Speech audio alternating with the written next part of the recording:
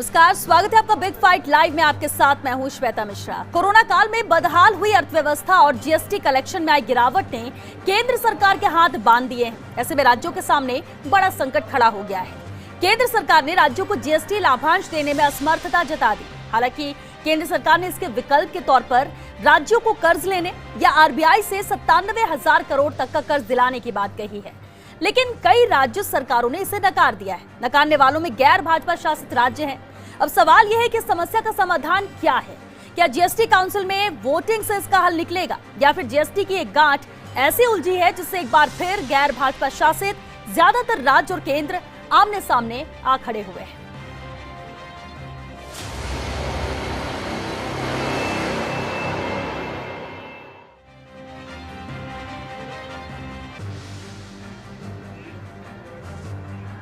तो big fight live में चर्चा जिसे हम मुद्दे पर हम करेंगे कि आखिर जीएसटी की जो उलझी गांठ है, ये जो हर बात जो रखी जा रही है, रास्ते जो दिखाए जा रहे हैं उस पर कोई सहमत नहीं हो रहा है, सुलझेगी कैसे ये गांठ, और इसी पर हम चर्चा करेंगे। खास मेहमान हमारे साथ मौजूद हैं, चलिए उनसे रूबरू करा दे आपको। बीकानेर से हमारे साथ कांग्रेस नेता गजेंद्र सांखला जी हैं, बीजेपी नेता राखी राठौर जी हमारे साथ हैं, जीएसटी विशेषज्ञ जोधपुर से प्रदीप जैन जी हमारे साथ जुड़े हैं, और साथ ही दीपक मेहरा जी हमारे साथ है, अर्थशास्त्री हैं। बहुत स्वागत है आप सभी का बिग फाइट लाइव में। सबसे पहले शुरुआत प्रदीप जैन जी आपसे ही करते हैं सर, क्योंकि जीएसटी विशेषज्ञ हैं आप, और जीएसटी की ये जो गांठ है ये उलझी हुई है, सुलझे कैसे? क्योंकि जो राह केंद्र सरकार दिखा रही है उसे राज्य मानने को तैयार नहीं है। क्या आपको लगता है कि जीएसटी काउंसिल में जो वोटिंग होगी उसी पे ये सुलझ पाएगा, या फिर कोई और रास्ता?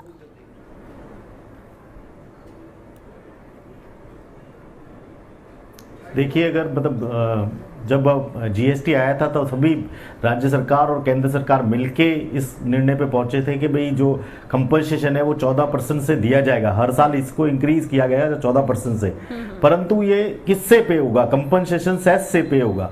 कंपनसेशन सेस का कलेक्शन इस साल 65,000 करोड़ रुपए ही होने की उम्मीद है, और 2,35,000 करोड़ रुपए का नुकसान होने की उम्मीद है। तो इसकी भरपाई किससे की जाए? तो कंपनसेशन सेस का इतना है नहीं, तो इसलिए केंद्र सरकार ने ये रास्ता सुझाया है कि भाई इस पे एक लोन ले लिया जाए, क्योंकि कोविड-19 के साथ पोजीशन ऐसी है कि अभी नया टैक्स भी नहीं लगा सकते कंपनसेशन सेस को बढ़ाने के लिए, या जो तंबाकू प्रोडक्ट या जो दूसरे प्रोडक्ट है जिन पे और ज्यादा सेस लगा दी जाए, तो वो भी अभी करने की स्थिति में ना तो केंद्र सरकार है ना राज्य सरकार है। तो इसको भरपाई करने के लिए ये एक ही रास्ता है कि भाई इसके ऊपर अभी त्वरित कार्रवाई करते हुए इस पे लोन लेके इसको कंपनसेशन को चलाया जाए। तो उसको गवर्नमेंट ने कहा है कि भाई हम इसको कंपनसेशन सेस से पे कर देंगे, क्योंकि केंद्र सरकार ने ये वादा किया था कि 5 साल तक वो 14% इंक्रीज करके देंगे। उसके बाद से इंक्रीज की जरूरत नहीं थी। उसके बाद भी कंपनसेशन सेस तो ले सकते हैं, परंतु राज्य सरकारों को कंपनसेशन देने की जरूरत नहीं है। तो जो आगे कंपनसेशन सेस आएगा उससे ये लोन उतार दिया जाएगा। तो जो 97,000 करोड़ रुपीस का लोन आरबीआई से लेने के लिए व्यवस्था कर रही है केंद्र सरकार, और राज्य सरकारों को कहा है, और आज के लेटेस्ट डेवलपमेंट में 12 राज्य सरकारों ने इसमें हामी भर दी है। और जो दूसरा 2,35,000 करोड़ का जो दूसरा विकल्प केंद्र सरकार ने दिया है, उसमें उन्होंने ये कहा है कि भाई इसमें आप अगर लोन लेते हैं तो आपको उसको रीपे करना पड़ेगा। तो ऐसा मणिपुर राज्य ने इसके लिए ऑप्ट किया है, दूसरे ऑप्शन के लिए ऑप्ट किया है, और 12 राज्य सरकार और भी ऑप्ट करने वाली है। परंतु जो विपक्षी दलों की राज्य सरकारें हैं वो इससे सहमत नहीं है। उन्होंने कहा है कि भाई केंद्र सरकार ने कहा था कि केंद्र सरकार ही देगी कंपनसेशन, इसका मतलब इंक्रीमेंट देगी, तो उनको ही लोन लेना चाहिए और राज्य सरकार को देना चाहिए। बिल्कुल प्रदीप जी, यही स्थिति, यही सिचुएशन है। लेकिन दीपक मेहरा जी, अब देखिए ये बातें तो ठीक है, लेकिन किसी तरह का कोई ऐसा रिटर्न में तो साइन हुआ नहीं। फिर वित्त मंत्री कहती कि एक्ट ऑफ गॉड है, क्योंकि किसी को नहीं पता था कि कोविड जैसी ऐसी महामारी आएगी, इतना बड़ा लॉस होगा कि पूरा देश बंद हो जाएगा। भरपाई तो करनी, जिस तरह से अभी जिक्र भी किया यहाँ पर सर ने, प्रदीप जी ने, कि 2,35,000 करोड़ ये कैसे चुकाया जाएगा? ये इतना लोन है, या लोन हम आरबीआई से 97,000 करोड़ का दिलवा सकती है सरकार? ये रास्ता सुझा रही है, 2 रास्ते सरकार यहां पर दे रही है, लेकिन राज्य मानने को तैयार नहीं है। अब आपको लगता है कि इसके अलावा भी कोई ऑप्शन है? क्योंकि 2 ही रास्ते जब सरकार दे रही है, और सरकार, केंद्र सरकार खुद कह रही है कि हम खुद ऐसी स्थिति में नहीं है कि इससे वहन कर सके। देखिए, जीएसटी प्रोविजन में था, कॉन्स्टिट्यूशन का आर्टिकल 279A11 के अंतर्गत केंद्र और राज्य सरकारें बैठकर बात करें, ये बिल्कुल ठीक बात है। 2,35,000 करोड़ का शॉर्टफॉल है और 97,000 का लोन दिला रही है। लेकिन आपको राज्य सरकारों की माली हालत से सब रूबरू हैं, तो राज्य सरकार तो नहीं ले पाएगी। इसका इलाज ये है कि why not centre take the loan and pay it itself. राज्य सरकार कहाँ से करेगी? क्योंकि आप देखिए 7 स्टेट गवर्नमेंट्स ने रिजेक्ट कर दिया है इसको। को सरकार ने 2 ऑप्शन दिए थे, या तो आप जो स्पेशल विंडो है आरबीआई की उससे आप लोन ले लें अथवा मार्केट से ले लें। तो इधर कुआं उधर खाई है, तो स्टेट गवर्नमेंट्स कैसे करेंगी? उनके खुद के फाइनेंसेस इतने ख़राब हैं। अब आप देखिए, ये फेडरल कोऑपरेटिव नेचर की स्पिरिट के खिलाफ है। जीएसटी जब लागू हुआ था, एक तो मैं कहूँगा, अब यहाँ मैं कहना चाहूँगा, इससे थोड़ी सी अलग बात ये कहना चाहूँगा कि जीएसटी जो आपने कहा था कि 1 कंट्री 1 टैक्स, वैसी कोई चीज़ नहीं है। पहली बात, हाफ बेक था। इसको जल्दी से किसी तरह राज्य सरकारों को ऑन बोर्ड लाके जीएसटी को लागू किया गया था, जिसका मनमोहन सिंह जी ने भी विरोध किया था। देखा जाए तो मनमोहन सिंह जी का आइडिया था जीएसटी का, जो इस वक्त जो वर्तमान में सरकार है उसने उसका घोर विरोध किया था, और फिर एक अनबेक्ड आइडिया ये सामने आ गया लोगों के। अब अगर केंद्र सरकार हाथ खड़े करेगी तो राज्य सरकार कहाँ जाएगी? इसका यही है, फेडरल कोऑपरेशन अगर करना है तो राज्य सरकारों की बातों को मानना पड़ेगा। इसमें राजनीति यानी आप भी ये मानते हैं कि केंद्र लोन ले राज्यों की मदद कर दे, क्योंकि राज्यों की माली हालत ठीक नहीं है।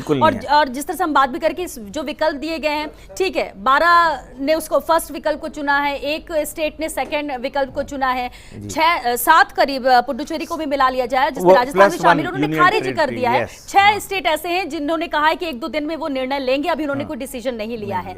और चलिए इसी पर बात करते हैं। राखी जी भी हमारे साथ लगातार बनी हुई। राखी जी, देखिए, अब 2 बातें हैं। केंद्र सरकार रास्ता सुझा रही है कि ऐसे करके मदद राज्य सरकारों की हो सकती है, लेकिन जो गैर भाजपा शासित राज्य है वो तो सिरे से इसे नकार ही रहे और कहना है कि माली हालत बहुत खराब है। और जिस तरह से हमारे अर्थशास्त्री दीपक मेहरा जी भी, तो उनका भी मानना है कि केंद्र ही क्यों ना लोन लेकर मदद कर दे राज्य सरकार की, शुरुआती तौर पर, क्योंकि केंद्र ने कहा था जीएसटी लागू कीजिए, कहीं पर भी कोई दिक्कत होगी तो केंद्र सरकार है।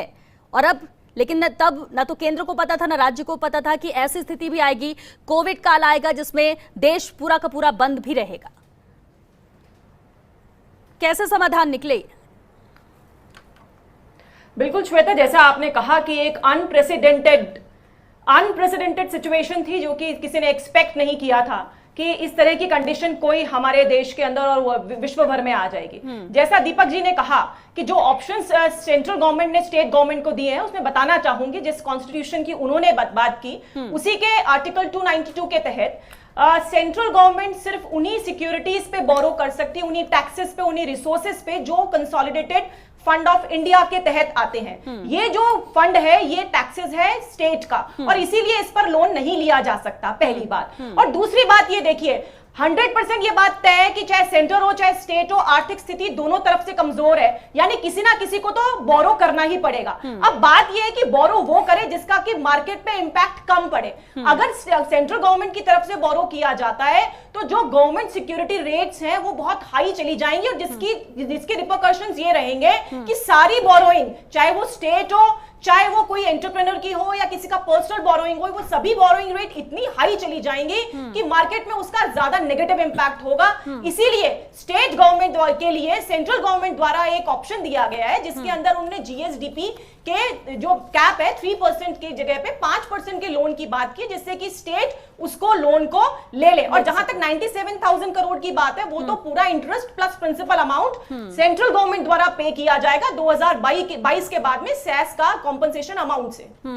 तो मुझे लगता है कि इसमें ही सही है, अगर हम पूरे संघीय ढांचे को देखें तो स्टेट जो है इन ऑप्शंस को ऑप्ट करे। जहां तक इन 7 स्टेट्स की आप बात करते हैं, तो हर बात के लिए 7 स्टेट्स हमेशा से अपोजिशन करते हैं। जहां पे भाजपा की गवर्नमेंट नहीं है वहां पे लगातार, चाहे अभी नीट जेई का आपने एग्जाम देखा, कल भी हुआ, आराम से वो पूरा आराम से कंडक्ट हो गया, लेकिन कितना हल्ला मचाया। किसानों के लिए कोई बिल ले आए, सेंटर जो बात कर दे उनको इन स्टेट्स को सिर्फ और सिर्फ अपोजिशन करना है। जबकि मौका ऐसा है, समय ऐसा है कि हमें सबको साथ मिलके ये जो पैंडेमिक है, इस प्रॉब्लम से हमको सबको बाहर निकलने की जरूरत है। ठीक है, यानी आप ये कह रहे हैं कि जो स्टेट है जो विरोध कर रहे हैं, ये हर केंद्र सरकार के फैसलों का विरोध पहले भी करते हैं और इसलिए ये विरोध कर रहे हैं। गजेंद्र सांखला जी हमारे साथ हैं, बीकानेर से जुड़े कांग्रेस नेता। गजेंद्र सांखला जी, सर क्या वजह है कि राजस्थान भी इसमें शामिल है? और एक बात जो बीजेपी नेता ने अभी कही और ये नजर भी आ रहा है कि जो गैर भाजपा शासित राज्य है वो इसका विरोध कर रहे हैं। अब अगर जहां पर भाजपा शासित राज्य है वो अगर लोन लेने को तैयार हैं और वैसे मैनेज हो सकता है, तो फिर दूसरे राज्य क्यों नहीं?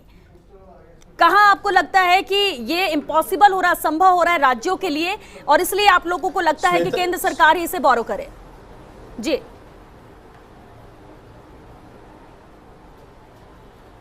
श्वेता जी, पहली बात तो आपको ये बता दूं कि ये मामला कोई कांग्रेस या बीजेपी का मामला नहीं है। इस मामले को आप इस रूप के अंदर देखिए कि जब जीएसटी लागू किया गया, पहली बात तो ये है कि जैसे अभी इकोनॉमिस्ट हमारे मेहरा जी भी ये बात कह रहे थे कि वन नेशन वन टैक्स वाली बात जीएसटी के अंदर लागू करने की मनमोहन सिंह जी ने इसको इम्प्लीमेंट करने की बात कही, और देश के अंदर आज जीएसटी को अलग अलग टुकड़ों के अंदर लगाया गया, और यहाँ तक कि जो सबसे बड़ा राजस्व प्राप्त होता है, पेट्रोल है, डीजल है, शराब है, इन सबको इससे बाहर रखा गया। तो आज आम आदमी को जिनकी ज्यादा जरूरत पड़ती है, आज पेट्रोल डीजल है, पेट्रोल डीजल को भी इससे बाहर रख दिया गया।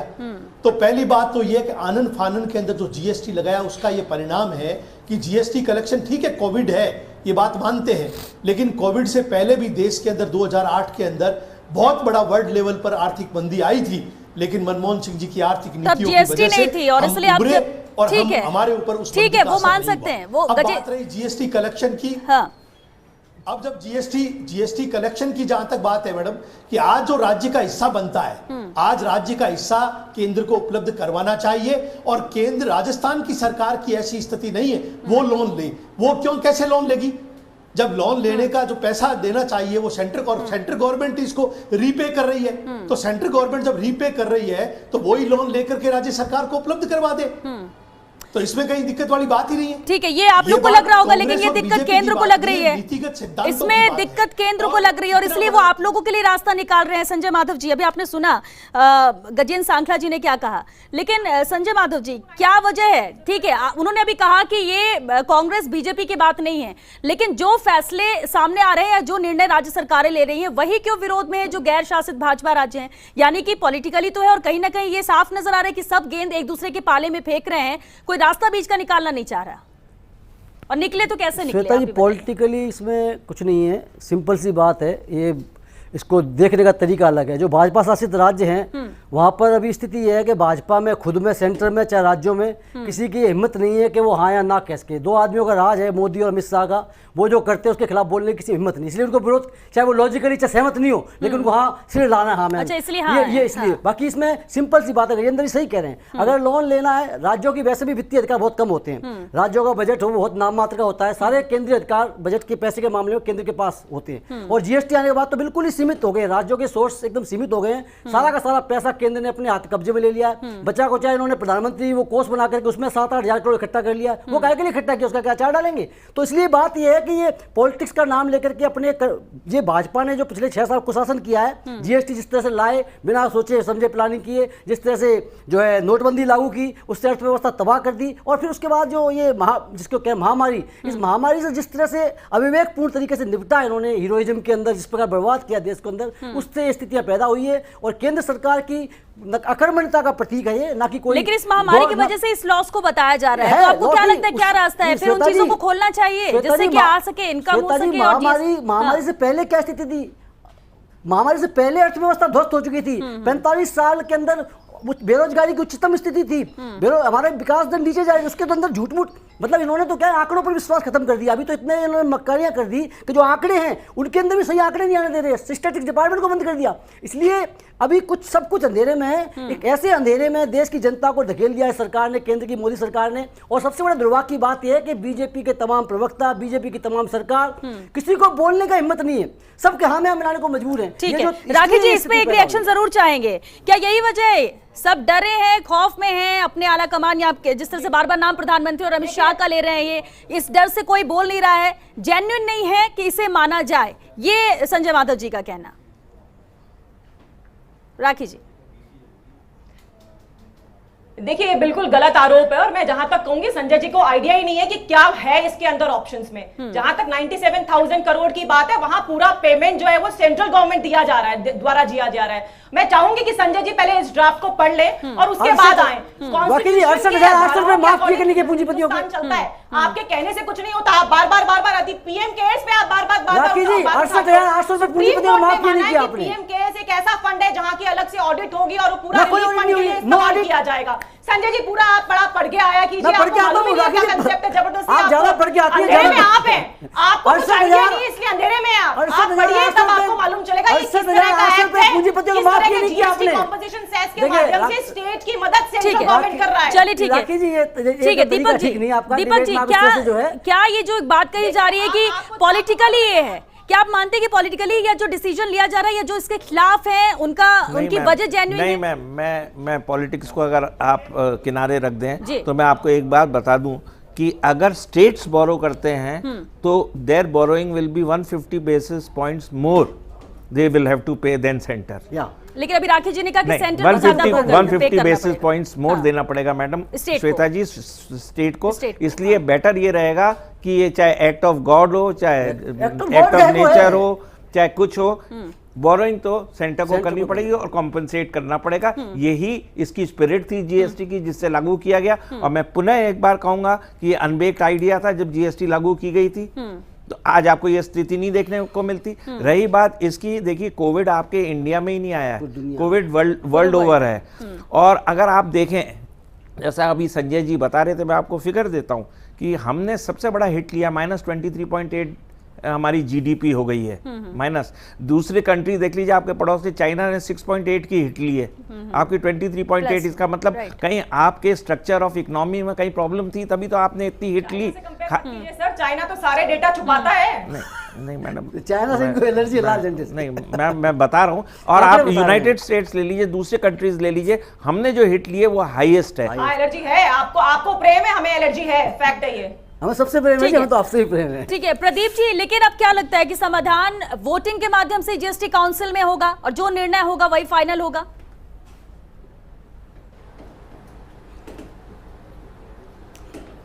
देखिए कंपनसेशन सेस का जो दिया था, उन्होंने ये कहा था कि जो भी शॉर्टफॉल होगा वो कंपनसेशन सेस से ही पे किया जाएगा।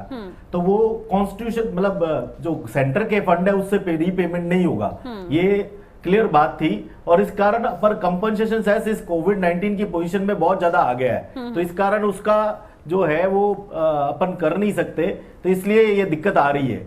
अब ये सोल्यूशन इसका क्या हो कि भाई राज्य सरकार और केंद्र सरकार दोनों मिलके करें।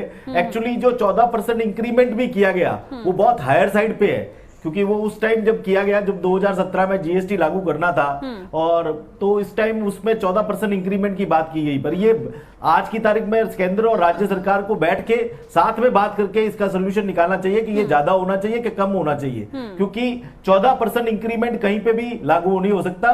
और फोर्स मॉर्जरियन की जो कंडीशन है जिसमें कोविड-19 के कारण इतना हो गया है, इकोनॉमी इतनी डाउन है, तो इस कारण ये वाला जो है रिकवरी नहीं हो सकती।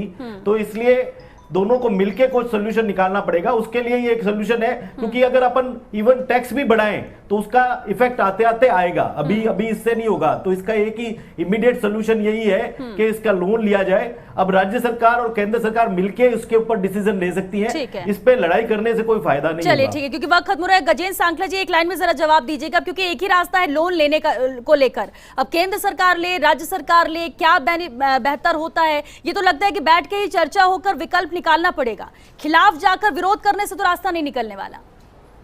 गजेंद्र जी।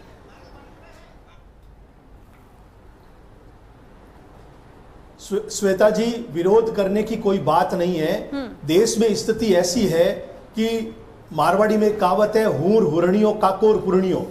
जो हमने फाइनल कर दिया वो फाइनल है, और इसके खिलाफ अगर कोई जाता है तो वो इसका मतलब देशद्रोही है और वो राजनीति कर रहा है, वो हमारा विरोध कर रहा है। नीतिगत बात यह है कि केंद्र सरकार को उसका हिस्सा देना है। अगर केंद्र सरकार देने में असमर्थ है तो उसको लोन लेकर के और राज्य को पे करना पड़ेगा। राज्य की माली हालत कमजोर है और उसके साथ साथ राज्य को एक्स्ट्रा ब्याज पेमेंट करना पड़ेगा।